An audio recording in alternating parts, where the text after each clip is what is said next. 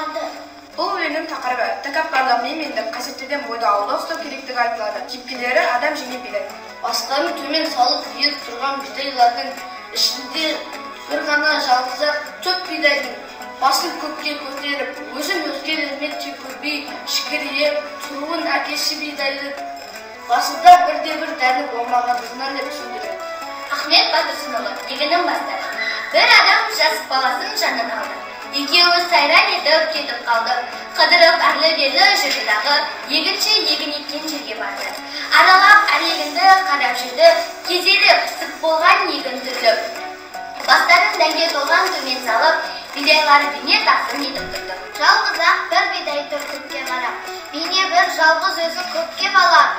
Баланың сол бидайға көзі түсіп, білмекке кетті көңіл жөнін сұрап. Құбылып бидайлар тұр басын салып, жіберген мырза Құдай нұрға қанып. Әй, әке, мұның мәнін түсіндірші, іріске тұрмын өзім қайрап қалып. Бұл бидай көтеріп тұр басын өтке, қарайды шікірейіп өзге көкке.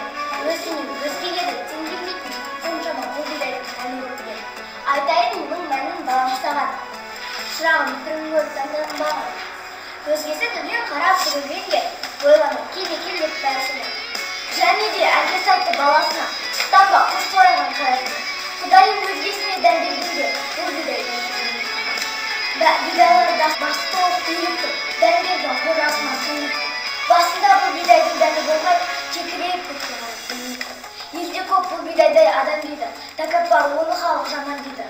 Қауіп емес тәкаппарлық данышпандық, тұтынба бұның езді балам дейді. Ахмет Байтұрсынұлы қазақтың тұңғыш тіл білімінің негізін қалаушы, ғалым, публицист, аудармашы, мысалшы.